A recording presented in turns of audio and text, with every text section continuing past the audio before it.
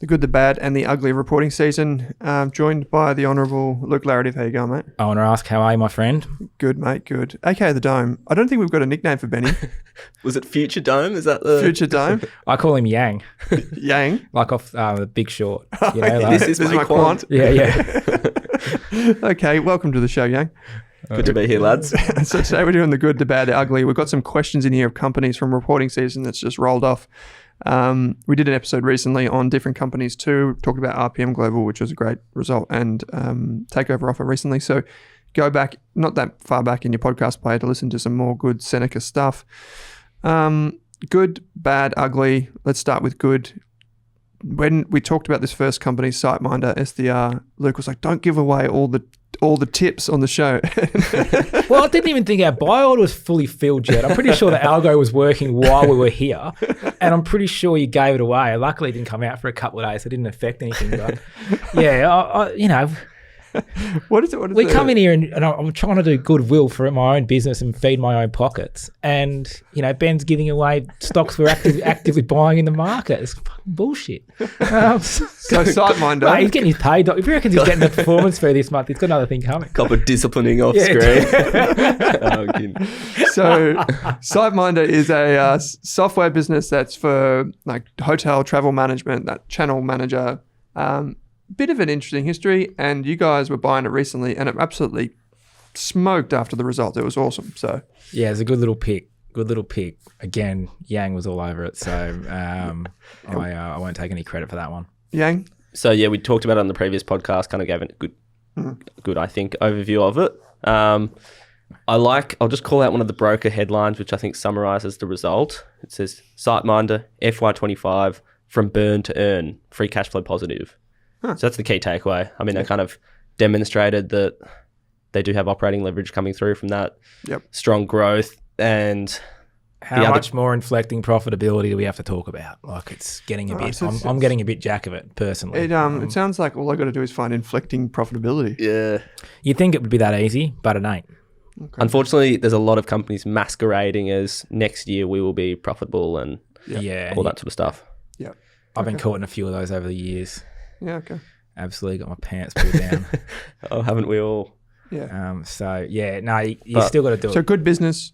Good business, re-accelerating growth. So, they're talking about ARR, which is up 27% year on year in constant currency, which is accelerating from 22% in the first half, which means that not only are they growing, which is dropping through to profits, but that growth is accelerating. And I mentioned briefly the last time they've launched a couple of new products. So, yeah, really strong growth outlook, and it's another one that you're not buying on too demanding of a valuation there. So cool, that's a good result. 30% more demanding than last time. Yeah, admittedly. Yeah, but yeah, it still looks good. I think it's probably the way I describe it now. Not like margin of safety's gone a little bit, but I mean, like you could go through the entire small ordinaries at the moment and probably not find too many stocks with much margin of safety. Yeah. Fair. Vault Minerales or Minerals, VAU. We've spoken about this before in passing. Can you jog my memory of what it is? Yeah, it's a Western Australian gold producer. I think we intended to speak about it on a previous episode. I don't think we did, got around to it, but good research stock. Good research stock. Good research. Yeah. They get it for 40 cents on Good Research? 40 cents. Yeah. And it was trading around 40 cents even below for a week or two. It's 56 cents now 56. Gold price has moved, but that's not the reason the stock has gone up. The reason is that it's super, super cheap, and everyone was waiting on what are they going to do with the money. And I suppose probably the main one is they've got this hedging, which means they've hedged their production at lower gold prices, so they receive a lower price than the spot price for the gold that they're producing. Like sold it forward. You know, you sell a forward or a futures contract. Which locks it in, so it kind of reduces your risk. But then when the gold price runs higher, as it's done, missing out on upside, upside. So that's rolling off in the next 6 months, and the free cash flow yield of Vault is just obscene. And in the next 6 months, that's going to become obvious. And then at the result, they announced a buyback because they've got like, was it 600 or 700 million of cash, no debt. And it's a bit like it's. You know, the joke among the industry is, you know, it's called Vault for a reason, i.e. won't return any money to shareholders. It's a Vault. But now they are loosening said Vault front door So that's why the share price is up. Okay, cool. I'm assuming that all these that reported pretty well are in the portfolio that we're talking about. There's 4 companies. They are. Yeah. They are. They're all pretty juicy weights as well. Okay. So you can kind of look out start to intimate where the old August reporting numbers are going to come in at. Because we're reporting this just at the very beginning, recording this at the very beginning of September. So stay tuned for that. You can get on the Seneca mailing list, by the way. You don't have to be a client for Seneca mailing list. No, just go on the website, senecafs.com.au/subscribe. You'll get Weekly note, a daily if you want it. You can you can kind of on there you can choose what you want, and then you'll get the monthly performance update. So you kind of can choose, do you want daily, weekly, or monthly com, or all, or any of those combination of. So yeah, cool. Yep. the weekly note that is world famous. World famous. I wouldn't go that far. In its spiciness of takes. The only Australian fund manager to include Dave Chappelle gifts in their every weekly communication. Emeco, which is EHL. I'm not that familiar with the business, so You should be Rasky. This is a Rasky special. Is it? Well, yes and no. I think so. It does mining equipment rental. Yeah. So yellow kit, heavy machinery, Dozers and shit like that. and Excavator. it's had a bit of a mixed history. It's a pretty simple business, first of all. So it's capital intensive in the sense that they own all this equipment using a combination of equity and debt. So there's a bit of debt in the business. Then they rent it out to miners and they generate pretty strong returns on capital. So I think it's kind of misunderstood due to its history. They kind of entered underground mining services a few years ago, didn't work out, exited it. Yeah. And now it's just core business, which is just this equipment rental and a bit of maintenance, which is kind of, you can think about that like your Mader groups that do, guys driving around in utes and servicing the equipment. So simple business. The return on capital has been trending higher towards their 20% target.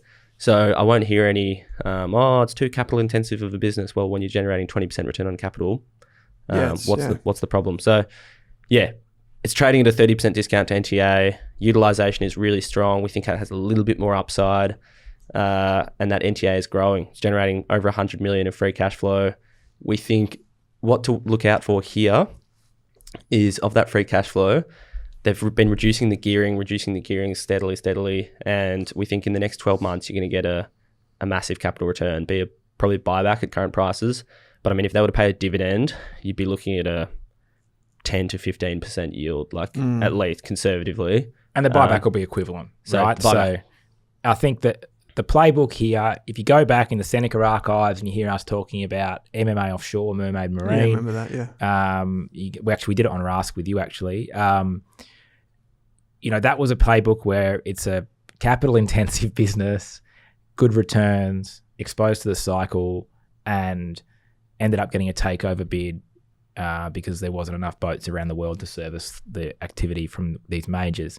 It's not going to be the case with Yellow Kit, but it's the same setup in the sense of I think it was a 30% discount to NTA when we bought it, when we covered it for good research.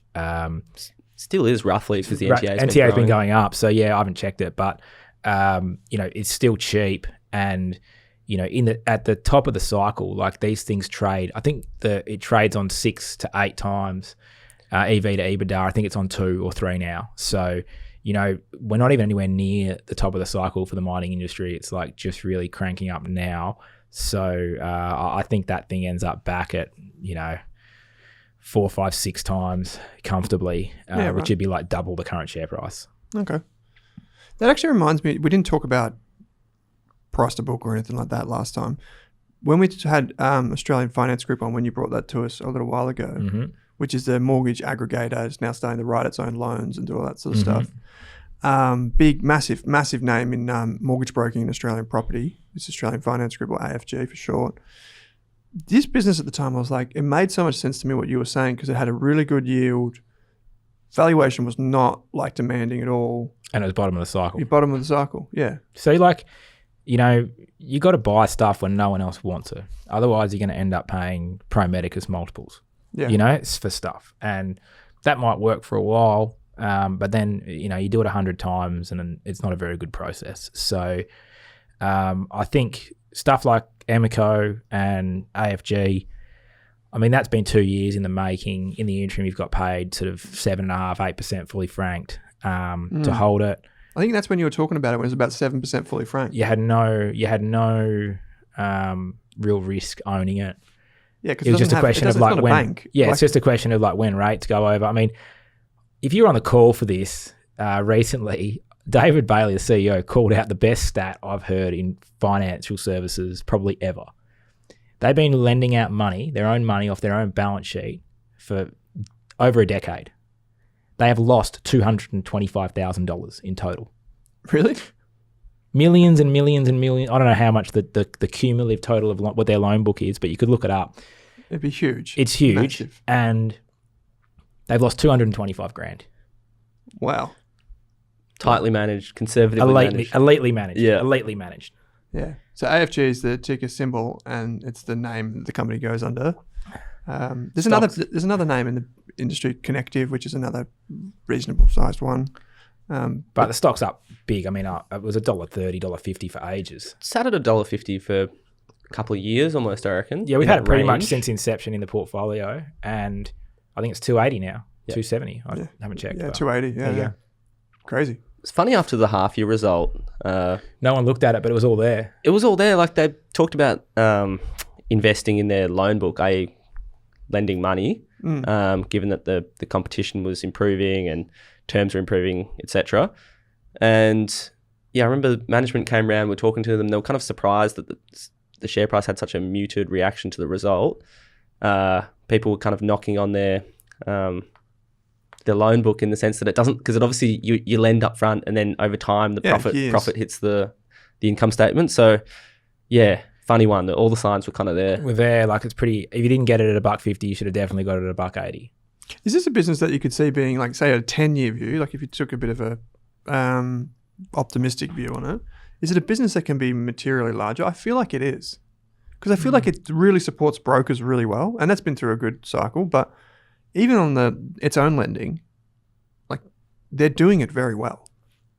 Yeah, I mean, they haven't issued a lot of stocks. I'm just eyeballing your numbers here, Owen, which I don't know if they're right. But I mean, if you're growing revenue at, say, 5 to 10% per annum, and then you're growing EBITDA at 20, like, you're going to double your business pretty quick. Yeah, yeah. So 5-10 years, you're going to have doubled your business, you know, kind of even if at that point you're in the lows of the next cycle. But I think while rates are getting cut, property's getting more unaffordable, and loan values are going up, and the government's incentivizing people to borrow more money and put down less, AFG is a big winner. Yes. And it may not be in a straight line, like it is exposed to the housing cycle, but I think over the long term, we did the numbers on like CBA versus AFG, and although AFG has been slightly more volatile, it's been massively outperformed. Yeah, good business, really good business. So let's get to some ugly stuff. We don't have to spend as long on these because we've got some questions we want to get to as well. So maybe I'll just go for a few lines, how you characterize it, just your general sentiment. So the first one was CSL, Commonwealth Serum Laboratories, got absolutely smoked, down 17% after its result. Yeah, not good. Not good. I think when you look through that result, the growth, it's still a growth sector, right? It's still a growing industry. I think, you know, you can throw the baby out there with the bathwater a little bit. Yeah. But at the end of the day, when you're a large cap growth company, it's all about the multiple.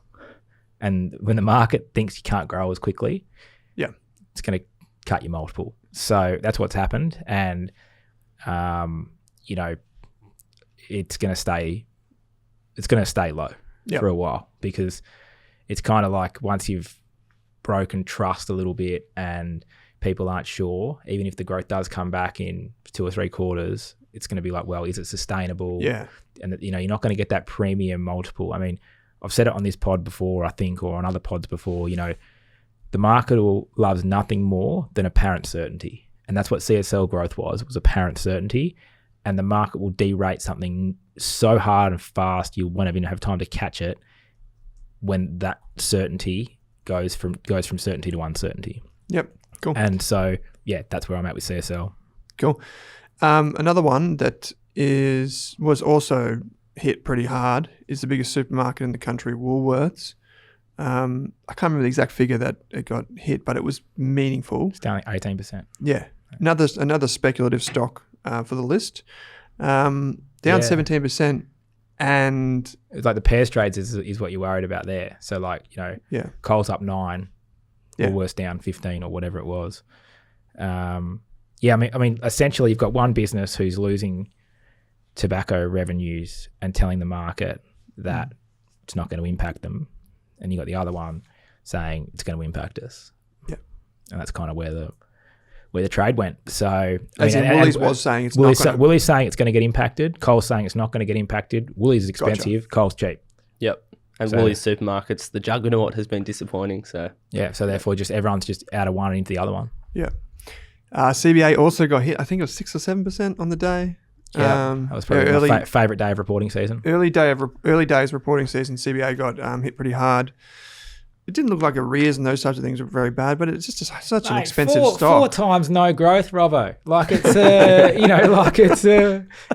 4 times price to book. Shopper Reed reference there. 4 times price to book, no growth. It's at record multi-standard deviation premiums to peers, and the other banks are actually doing better. So. They're coming back a bit. Price what you pay, value's what you get. There's no value here, Robbo. Things down 17, 18, 20% against index over the same period of time, and over in the last month or so, and it's going to go lower. It's still on 3 times price to book. I think I checked it yesterday, or 2.7 or something. So these all things should be at all about they all should be trading at like 1.8 to 2.2. So. It's got another 10, 20% downside in my view. Look out for your trading update in November, and a Merry Christmas when your stock's down another 10%. Okay, so pretty negative sentiment. Benny, you agree? Yeah, I think if you don't believe us, pull up a CSL share price chart. That was indestructible, and not only the fact that it's indestructible, but the all-weather... Well, it's the fact that it justifies an expensive multiple until it doesn't, and then it has to grow into that multiple, and it takes years to grow into that multiple, which is why CSL shareholders, they haven't lost that much money. They haven't made any money in 5 years. Yeah, it hasn't. And now they've lost a bit. But Commonwealth Bank shareholders are exposed to that same risk, that they might just not make any money for 5 years, which that's fine if that's the way you want to invest, but is that the best way you can invest? No. And I mean, if you're thinking about, if you just look at red and green numbers and you go, well, I paid $1 and it's now worth $2, so I'm happy. And you're happy with your $2, you just sit on your $2 and you don't think about the time-weighted returns, you don't think about per annum growth. Well, yeah, you're never going to really be a good investor, are you? Because you don't really understand how the math works. But, CSL's generated very average returns for the last 5 years. We think CBA is going to do the same sort of thing while other stocks are ripping. Yep. So, it's all roses and sunshine till it ain't. And there's an opportunity cost. There's an opportunity cost always. That's a ticking time bomb against you. Another really reliable business. That's an overstatement. Ramsay Healthcare. Please, Ron. Please, mate. Come on. Tell us a bit more. Oh, I mean, it's not reliable. It's pretend reliable. You get that government money. Everyone says, I mean, how reliable is that? Low indexation, which struggles to replace cost looks pretty unreliable to me. It's halved in 5 years for people that are listening. Anyone who still thinks this is a good business, like wakey. I mean, there's not really much to tell you here. I mean, it's a sector that's under margin pressure. It's a sector that is high labour intensive. It's a sector that's got regulatory risk. It's a sector that's facing more competition. It's a sector that But tailwinds, aging population. Population, because it's got health in the name. It's like, that's why people buy it. It's like, defense, thematics. Yeah, thematics. Like, here's a thematic for you. Lose half your money. Like, that's the... anyway, that's that. Yeah, well, Google Finance has got it. It's cheap, 1,100 PE. So Ramsay might be time to buy then if you don't. All right. So I'm going to give you a false choice. If you have money in these 4 companies, CSL, Woolies, CBA, Ramsay, right? But you have massive capital gains and you can't sell them all in 1 year. Which one do you sell first? CBA. Okay. Cool. Not going to lose a lot more money in Ramsay. Like, it's already kind of stuffed. Okay. CSL's not that bad. Woolies, it happened in the click of a blink of an eye. So, I necessarily agree that it's that different from Coles. And who knows? Coles could trading update in November and be like, "Oh, we were wrong about tobacco. We're actually getting pillaged." So it's and the whole thing will swing back around the other way. So fair enough. I think CBA is the obvious one. You've got guaranteed downside. Yeah, and it's exceptional valuation not in a good way. Okay, so we've got some questions and topics sent through. We're going to do these in a bit of rapid fire. If you do have any more for the guys, just write into us. You can use the link in your podcast player. It says ask a question. Just send in some companies for the team to review. Otherwise, if you're not a good research subscriber, you'll miss out on everything. So if we do answer your questions on the show, general advice applies. That means we don't know your needs, goals, objectives, so don't rely on the information until you've spoken to your financial planner. Past performance is not always indicative of future performance. He's very good at doing that. Done it a few thousand times. Yeah, he's very good. Read our financial services guide at ras.com.au/FSG. First question comes from Ashman. This is a question about TMC. What are your thoughts on investing in TMC, the metals company, and the future market cap for deep sea mining? It looks like it could be the next frontier for natural resources until we get asteroid mining. That's a bit of a jokey joke on the end. Yeah, I mean, what's your time frame? I mean, I might be dead by the time this stuff all comes to fruition. But deep sea mining is pretty interesting, but it faces a lot of regulatory and environmental challenges. So you're essentially scraping metal nodules off the sea floor many, many meters deep. And you can imagine how well that goes down with the green environmental. Maybe bring that down to Torquay. I don't want to see that down the surf coast. That's not what I want. So yeah, it's challenging. I mean, what's your time frame? Like, you've got to have a realistic way to make a return on your investment here. What I would say, there's actually a royalty on this project held by a private company, I think Low Carbon Royalties, which is a 2% gross overriding royalty on their deep sea mining project. So if you're bullish on the concept, you don't want to be in the equity because they're just going to have to keep raising and diluting until kingdom come, and they may never get into production. Whereas the royalty gives you a call option at no capital cost, where the more time goes on, almost the more valuable, the more likely you're going to generate revenue from it. So interesting angle there. We own a royalty stock in the portfolio. Not enough time to talk about it, but that's my 2 cents. Okay. Very good coverage. Cool. I'm going to give you guys even less time to talk about these next 5 companies because we've talked about them a lot on the show. You guys have done a lot of research. We've almost written about all of these. Yeah, you've written about it, but they're also sometimes covered in like the weekly letter that you do. So from Jordan, great set of companies that you've asked us to take a look at. So can you please cover the following stocks when you bring Luke on? So we'll be very, very brief. Luke, Ordinate, AD8. Interesting. Okay.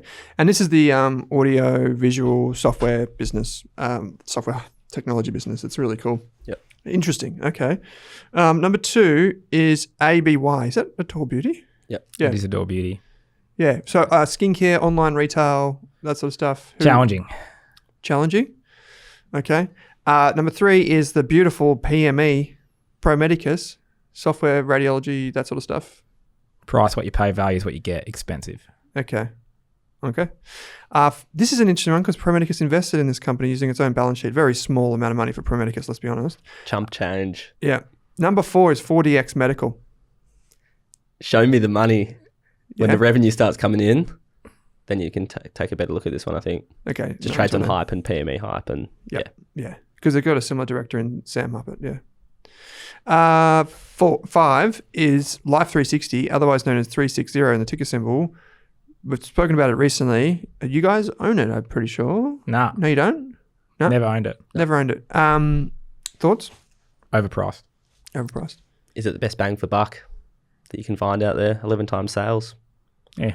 Okay, so Life360 does like monitoring of kids and elderly people and things like that. Good business model over in the US. It's really going gangbusters, but baked in. Okay. Question comes from Buy Curious, and this is probably one that is a good bit of a chance to riff, is suggesting a company for Seneca to review. That's you guys. Australian Ethical Investment, aka AEF on the ASX, noting that it's up about 100% in the past 12 months. Now, it was... What the fuck? What has that got to do with anything? Well, I think the question is more so, is this still a business that you would consider for the long haul? It's probably down like... It down like $14 to $4 or whatever. Like, I don't know. Yeah. I can't Yeah, it got remember. absolutely $14, smoked. 1st Yeah. of January 22, down 42% since then. Okay, Ordinaries so is up Look at that. 36%. So it got hyped Same straight into COVID, basically, because everyone was ethical and investing and worried about that sort of stuff. And it did pretty well. The business fundamentally did pretty well, but not enough to go from like $1.50 Yeah, to okay, $15. Then it fell back to $2.90, and now it's back up to $7.50. So it's been a hell of a run. Yeah. So Was it fund manager? Fund managers are simple, right? Excuse me? It's a simple business. Oh, okay. Like you I just thought you said fund managers are simple. they are simple. They also What are you? Very simple. Your job is to get money in the door. Yeah. You only generate returns to attract more money. So like Yeah. if you don't do good returns, you don't get more money, and in fact you get people taking money off you.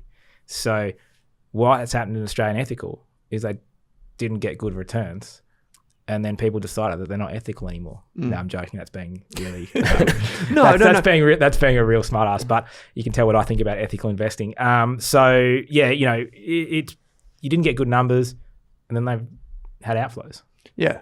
And it's that would have been a fantastic time for a lot of, I'm assuming, younger retail type investors looking at what can they invest in during a global pandemic, being like, well, let's go to the thing that says ethical on the tin.